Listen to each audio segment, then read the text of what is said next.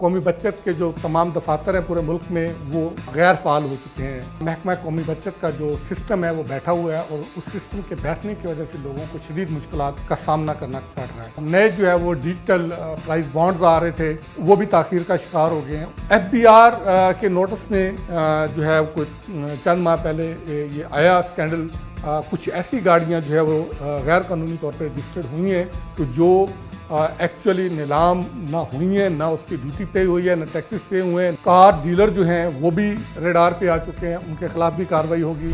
अस्सलाम वालेकुम नाज़रीन, मैं हूं आपका मेज़बान इरशाद अंसारी और आप देख रहे हैं एक्सप्रेस न्यूज़।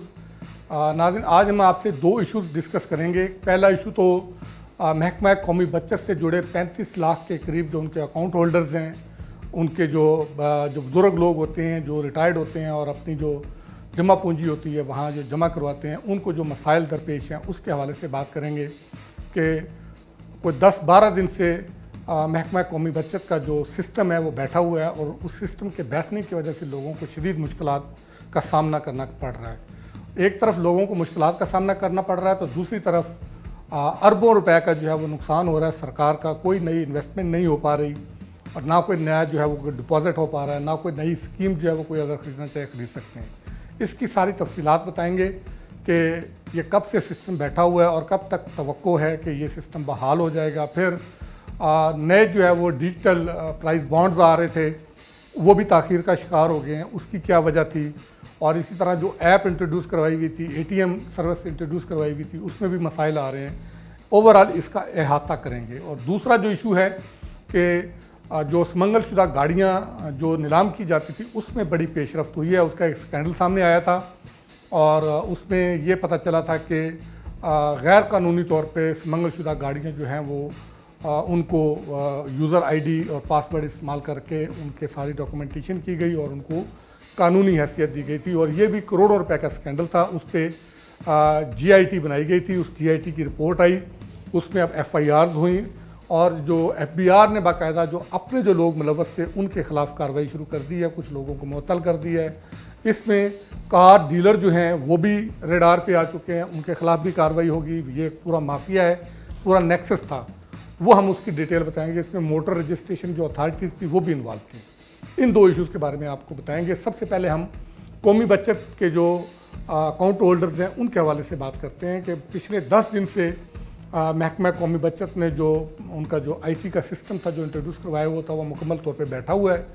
उस सिस्टम के बैठने से एक्चुअली तो कौमी बचत के जो तमाम दफातर हैं पूरे मुल्क में वो गैर फाल हो चुके हैं। पार्शियली वहाँ पे काम हो रहा है, लोग बुज़ुर्ग आते हैं बड़ी मुश्किल के साथ और वहाँ पहुँचते हैं दफ्तर में अपने काम लेके। किसी ने पैसे निकलवाने होते हैं, किसी ने जो है वो जमा करवाने होते हैं, किसी ने कोई स्कीम जो है वो नई लेनी होती है, ख़रीदनी होती है, तो उसमें उनको शदीद मुश्किलात का सामना है। पिछले एक हफ़्ते के दौरान जो इनकी इंतज़ामिया ने इस पर एफ़र्ट की, कोशिश की, तो कुछ हद तक जो है इसमें बेहतरी आई है। अभी पार्शली जो है वो सिस्टम रिस्टोर होना शुरू हुआ है और उसमें पहले मैनुअली पेमेंट्स की जा रही थी, अब थोड़ा सा कोई पेमेंट जो लोगों को हो रही हैं उसमें बेहतरी आई है कि अगर कोई अपना प्रॉफिट लेने आता है या कोई मैच्योर होने पे क्लेम लेने के लिए आता है, उसमें जो है वो उनको कुछ किसी को मैनुअली दे देते हैं, उसका कोई इंतज़ाम वो करके उनको दे देते हैं। लेकिन अगर कोई पैसे जमा करवाने के लिए आता है तो वो बिल्कुल नहीं हो पा रहे क्योंकि बायोमेट्रिक ही नहीं हो पा रही और उस बायोमेट्रिक के ना होने की वजह से ना अकाउंट्स नए खुल रहे हैं, ना नए पैसे जमा हो रहे हैं और इससे सरकार को अरबों रुपए का जो है वो नुकसान हो रहा है। और ये सबसे सेफ, सबसे चीपेस्ट फाइनेंसिंग थी जो गवर्नमेंट महकमा कौमी बचत के ज़रिए लोगों की बचतों को इकट्ठा करके अपनी ज़रूरियात को पूरा करने के लिए हासिल करती थी और इसकी वजह से हुकूमत को जो है वो अरबों रुपए का जो है वो नुकसान हो रहा है और इसकी कास्ट जो है वो हुकूमत को अपने जो माली ज़रूरियात हैं वो पूरी करने के लिए बैंकों से महंगे कर्ज़े लेके पूरी करने पे जो है वो उनको इत्तफ़ाक़ करना पड़ेगा और बैंकों की चांदी हो जाएगी। लेकिन सरकार का जो है वो नुकसान होगा। सरकार का नुकसान, उसका नज़ला अल्टीमेटली आम पब्लिक पे पड़ेगा। सरकार का डेट बढ़ेगा, सरकार की मुश्किलात बढ़ेंगी तो वो फिर उसको मिटिगेट करने के लिए जो जवाब बनाया जाता है फिर आवाम पे उसका बोझ डाल दिया जाता है। तो इस पे अरबाब इख्तियार को तवज्जो देनी चाहिए कि जितनी जल्दी हो सके, एक तरफ हम ऑटोमेशन की बात कर रहे हैं, हम इंटरनेट की बात कर रहे हैं, हम जो है वो क्रिप्टो करेंसी की बात कर रहे हैं, हम जदीद दुनिया के साथ जो है वो कदम से कदम मिलाने की बात कर रहे हैं, तो दूसरी तरफ सिचुएशन ये है कि महकमा कौमी बचत का इदारा जो है वो ऑलमोस्ट पिछले 10 दिनों से डिसफंक्शनल हुआ हुआ है और उस पर कोई उस तरीके से पेशरफ्त नहीं हो रही। इसकी वजह से जो ATM सर्विस इंट्रोड्यूस करवाई थी वो बिल्कुल बैठ चुकी है, ATM काम नहीं कर रहे। फिर ऐप इंट्रोड्यूस करवाई थी, लोग ऐप के ज़रिए अपने फंड्स ट्रांसफ़र करते थे, मंगवाते थे, वो बंद पड़ी हुई है, उसमें लोगों को प्रॉब्लम आ रही है। सबसे बड़ी बात यह है कि जो लोगों ने डिपॉजिट करवाने थे पैसे, वो डिपॉजिट नहीं हो रहे और फिर लोग अल्टरनेट ढूंढते हैं, बैंकों में जाके जमा करवा देते हैं। तो फिर इस क्लाइंट से जो गवर्नमेंट महरूम होती है तो फिर उसका वापस आना बहुत मुश्किल हो जाता है, उससे हुकूमत को जो है वो नुकसान होता है। और सबसे बड़ी जो एक बड़ी डेवलपमेंट होने जा रही थी, इस वक्त हुकूमत चूँकि डिजिटाइजेशन की बात कर रही है, डिजिटाइजेशन का दौर है, तो मैनुअल और रजिस्टर्ड प्राइस बॉन्ड्स के साथ साथ हुकूमत डिजिटल प्राइस बॉन्ड्स 5,000, 10,000, 25,000, 40,000 रुपये मालियत के डिजिटल प्राइस बॉन्ड इंट्रोड्यूस करवाने जा रही थी और उसके तमाम तर इंतजाम मुकम्मल कर लिए गए थे। और इसके लिए जो है वो फाइनेंस मिनिस्ट्री से भी रिव्यू किया गया था कि उनसे टाइम दिया जाए कि इसकी इनागोरेशन की जाए कि क्या इस पर प्राइम मिनिस्टर इनागोरेट करेगा, फाइनेंस मिनिस्टर करेंगे या कौन करेंगे। तमाम ऑलमोस्ट स्कीम मुकम्मल हो चुकी है, लेकिन इस सिस्टम के बैठने की वजह से, बायोमेट्रिक का ना होने की वजह से ये भी जो है वो मौखर कर दी गई है, ये भी डिले का शिकार हुई है। तो लिहाजा अरबाब इख्तियार को इस पर ख़ास तवज्जो देनी चाहिए।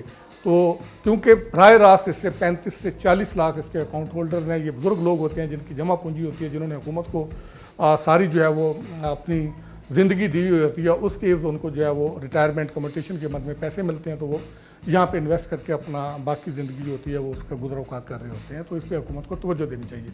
अब आते हैं FBR की तरफ। FBR में एक बड़ा स्कैंडल सामने आया था कि FBR ने एक्चुअली तो ये एक सहूलत इंट्रोड्यूस करवाई थी कि FBR जो गाड़ियाँ नीलाम करती है को ऑक्शन के ज़रिए लोगों को बेचते हैं, तो उसकी एक V-बॉक्स सिस्टम, एक मॉड्यूल जो है वो इंट्रोड्यूस करवाया था और उसकी एक्सेस जो मोटर रजिस्ट्रेशन अथॉरिटीज़ हैं उनको भी दी थी, ताकि लोगों का टाइम बचे, लोगों को जो खार होना पड़ता है वो उससे बच सकें और ऑनलाइन वेरिफिकेशन होके पूरे डॉक्यूमेंट्स की जो ऑक्शन होते थे गाड़ियाँ, उनके डॉक्यूमेंट्स जो हैं वो सारे उस पर अपलोड कर दिए जाते थे। फिर उसको ऑनलाइन वेरिफिकेशन करके तो उसकी रजिस्ट्रेशन कर दी जाती थी, उसको लीगलाइज कर दिया जाता था।